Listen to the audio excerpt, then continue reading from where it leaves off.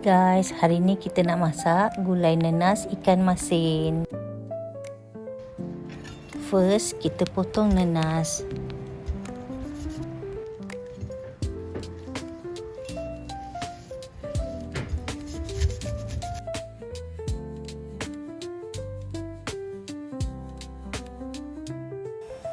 Kemudian kita ketuk serai dan tumbuk cili api dengan garam hingga halus. Kemudian kita masukkan cili api yang telah ditumbuk tadi ke dalam periuk dan kita keringkan airnya sebentar.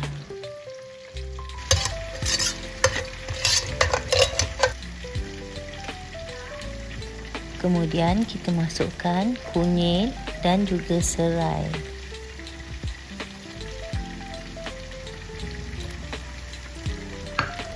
Okey, kita keringkan sebentar supaya air cili betul-betul kering. Masukkan nasi keping ya, takutkan kalau panas. Lagi.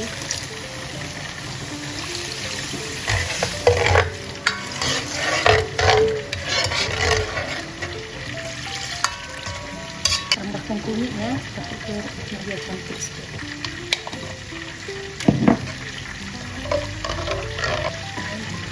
Masukkan kemasin dulu ya, kemasin kurau.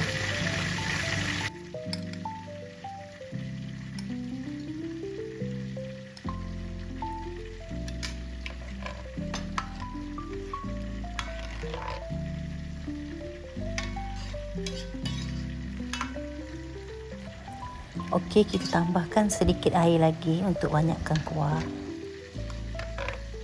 Okey, kita masak kuah biar ikan masin lembut sedikit.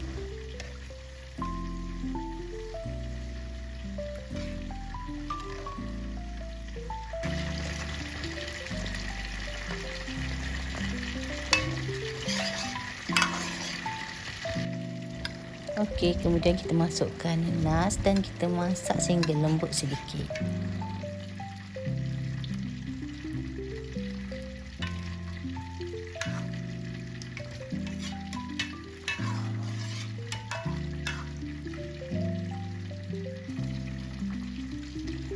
Okey, kemudian kita masukkan santan secukupnya. Kemudian kita kacau kuah supaya tidak pecah minyak ya. Okey, kita tambah santan lagi untuk memekatkan kuah.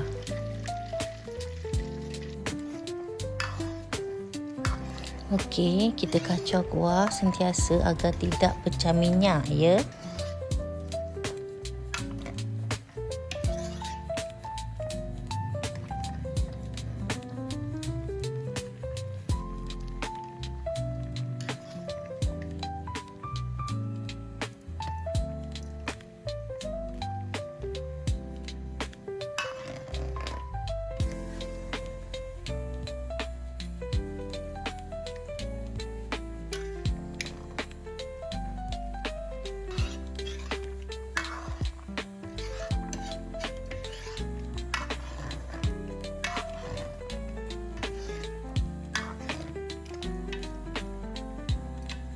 Okey, apabila kuah telah betul-betul masak, kita rasa.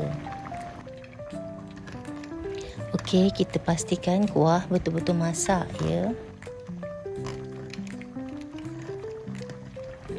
Apabila gulai betul-betul dah masak, bolehlah dihidangkan.